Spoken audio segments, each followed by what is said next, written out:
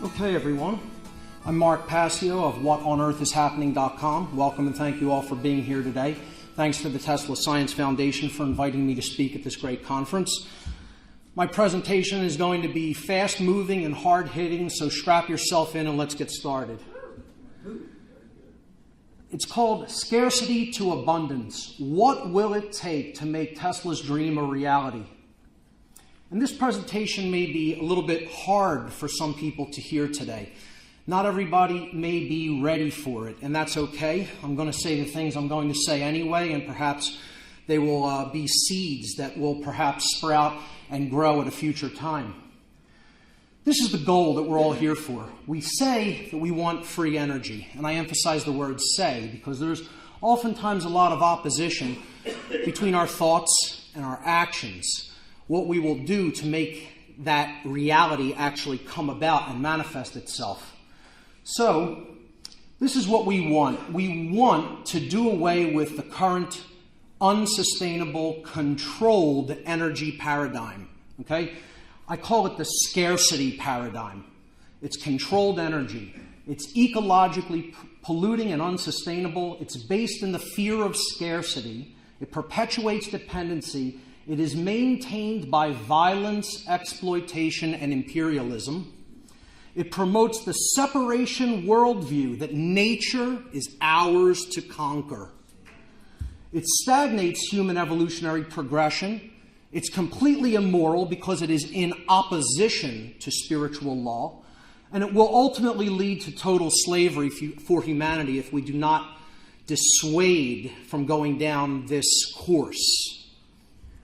Conversely, we can give birth to the free energy paradigm, or the paradigm of abundance, which is green and sustainable. It creates empowerment through abundance. It promotes independence. It is based in genuine power, because when there is no scarcity, that obviates the need for aggression to control resources.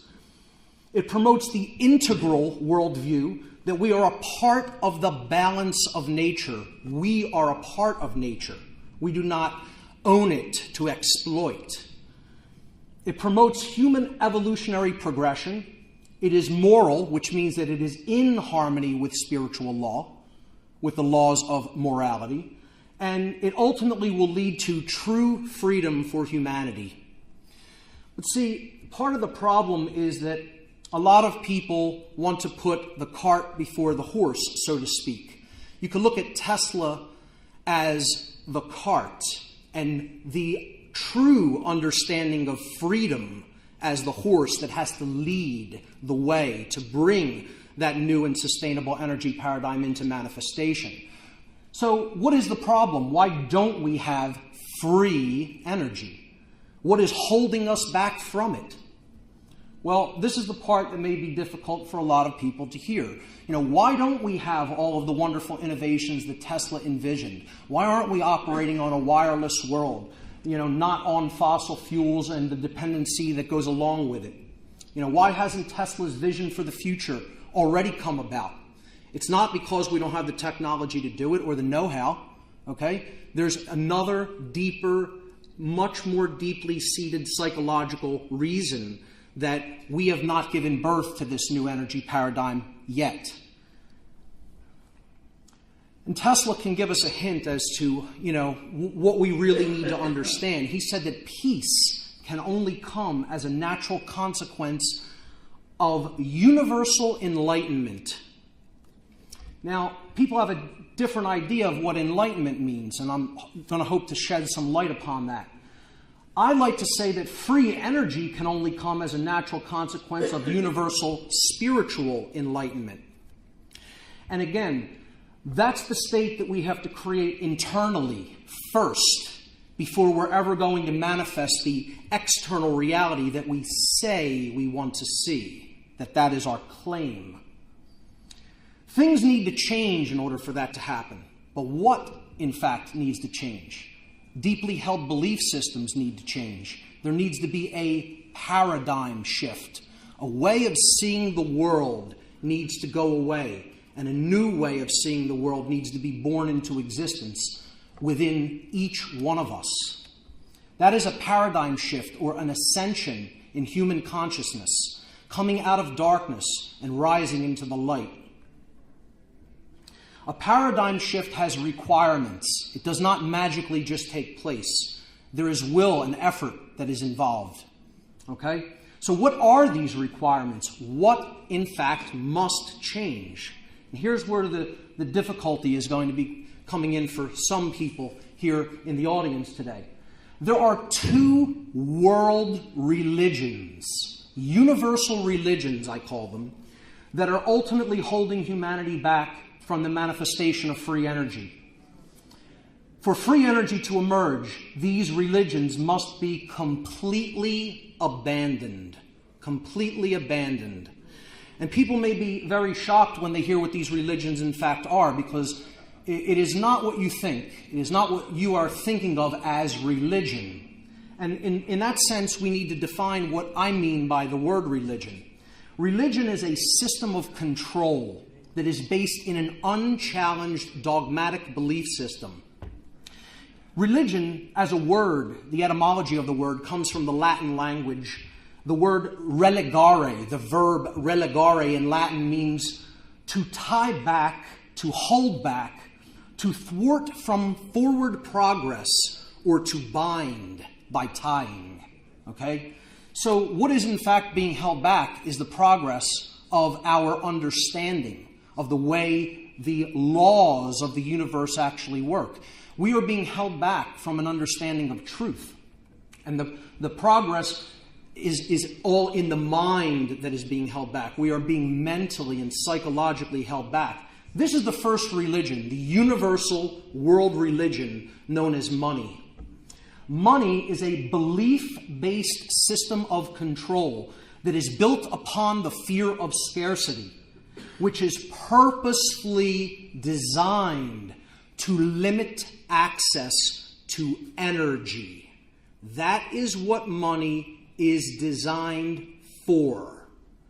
It is designed to limit access to energy so that we operate on a scarcity mindset and worldview instead of one that is based in abundance. That is the first universal world religion that almost every being on this planet believes in, unquestioningly. The second world religion, the universal world religion that is almost as universally believed in as money, is the erroneous concept known as authority. Authority is an illusion of a diseased human psyche that is based entirely in violence and is built upon the erroneous and dogmatic belief that some people are masters who have the moral right to issue commands, while other people are slaves who have a moral obligation to obey these masters. That is the religion known as authority, and it is a false religion. The world religions, money and authority, this is the structure that it represents. It's a hierarchical, compartmentalized structure in which we are ruled by the god known as money. Below that are the people who say, we rule you, the authoritarians. Below that, the people who say, we fool you. These are the people who propagate standard traditional world religions and New Age movement. And below that, the people who shoot at us if we disagree with the authoritarian religions. And below that, the people who profit off of it and think that it's all okay for this immoral violence to continue unabated. And below them, all the people who uphold the system through their actual energy and work. This is the system of the world, ladies and gentlemen. Whether you recognize that or not, there it is, and that is what is taking place. This authoritarianism that is inherent to humanity's current worldview and social structure is completely antithetical. That means diametrically opposed to the rights and freedoms of the individual. Those who have become bound to an authoritarian worldview gradually lose their ability to display free thinking, engage in civic discourse, and even be able to envisage the notion of true freedom. The imagination is stifled, and they cannot even envision a way out of their current trap.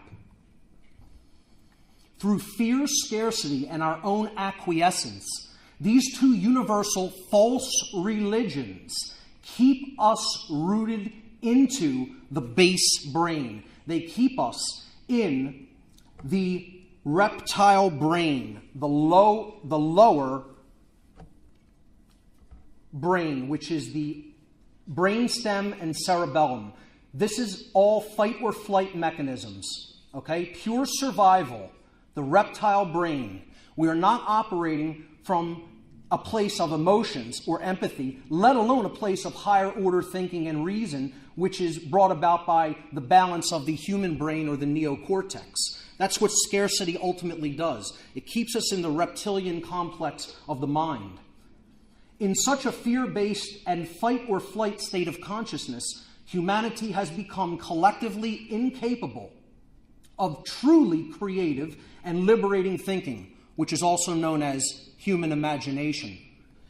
We are operating in a cage for the mind, collectively, and we need to get out of it. Adherence to the religions of money and authority blocked the implementation of Tesla's work. And here are three of Tesla's main funders: Nathan Rothschild of the Rothschild dynasty, J.P. Morgan, of course, who funded the Wardenclyffe Project, along with John Jacob Astor, one of Tesla's other main financiers, who, as we all know, pulled their funding when Tesla wanted to do something that was truly liberating for humanity that these psychopaths could not control.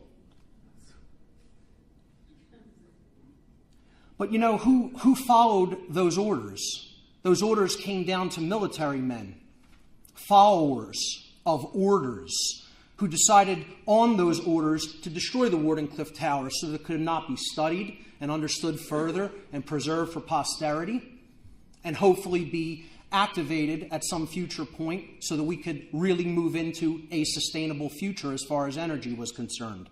Order followers did that. Adherence to the religion of authority. To this day, adherents of the religions of money and authority still block the implementation of Tesla's work. And they don't care who they have to exploit, or even if they have to destroy the very living, dynamic energy system upon which we all depend for life, called the Earth itself. You know, profit above people, profit above the Earth. To this day, these adherents are polluting the very system upon which we all depend for life continuously. And we're letting them do it. You know, how quickly we forget about things like the Gulf oil spill as soon as the media stops talking about it. We have such a short attention span. See, it's all about profit, all about worshiping at the altar of mammon. And that's where they want us. They want us in their mindset. They want to give us a watered-down version of the way that the psychopaths at the top level think. You know, if you're saying, is what I'm basically saying that this is a conspiracy? Absolutely, I'm saying that. But I'm not here to talk about the people who are ultimately in charge of that worldwide conspiracy. You know, that's a whole other lecture entirely. I'm talking about the systems of belief in the bulk of humanity that prop it up and make it able to continue to go on unchallenged.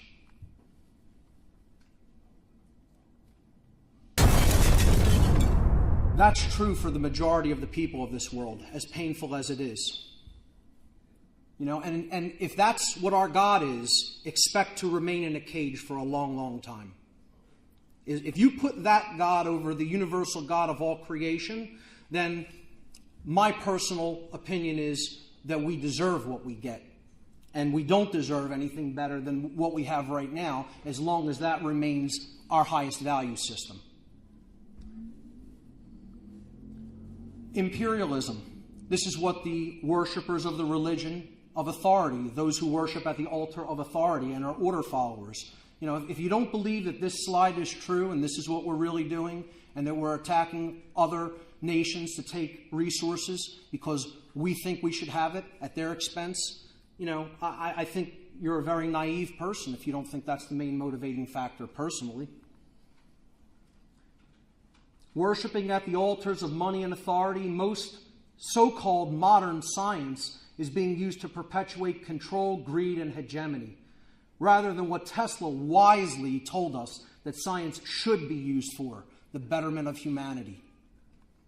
You know, it's about making more effective weapons of destruction and controlling people through media and food and surveillance systems, etc. That's the cutting edge of science today, not the betterment of humanity and using it for liberating purposes, unfortunately. I think if Tesla was here, and I do believe that Tesla is here in spirit, absolutely, I think he would be telling us one thing, and he would say it in 2 words. He would say, get out. And he would mean get out of the mind control, get out of the head cage, get out of the systems of illusory belief that do not serve who we are. That's what Tesla's message would be if he were here today. He would tell us that until we come together in a universal spirit of enlightenment and oneness and get out of the separation worldview and get out of these completely illusory religions that have owned our minds for thousands of years, we're never going to have his implementation of free energy, or any other implementation of free energy for that matter. And if we ever want to see this headline come true, what we ultimately need to do is turn within, look within. Ask ourselves, do our systems of belief serve who we are and what we say we want? Or are we in internal opposition to what we say we want through what's going on in here and in here? And with that being said, I think Tesla would have told every one of us that it is all up to the individual. The answer lies in the reflection that you see in that device. That's where the answer lies. Ultimately, what we each need to do is look within ourselves, develop a newfound sense of self-respect, and free our minds. When we do that, the stars are the limit. Ladies and gentlemen, thank you very much for your kind attention. Thank you very much. Thank you. One more thing what I want to ask Mark. Mark have every year a conference, Free Your Mind. Can you give us a few? Sure. Yeah, Nick is talking about the conference that I helped to co-host. I'm one of the co-hosts of the Free Your Mind conference. We held it back in 2011 in Philadelphia. We're going to be having another huge conference in Philadelphia. It's called Free Your Mind 2. It's coming up April 25th, 26th, and 27th at the Arch Street Meeting House in the historic district of Philadelphia. We're going to be bringing 24 speakers in from all over the country. I have tons of flyers out in the foyer. Pick one up on your way out. See me, see Barb or Tim. We have flyers for you, and we hope to see you at the Free Your Mind conference. In the meantime, check out my website, whatonearthishappening.com, and the conference's website is freeyourmindconference.com. Thank you.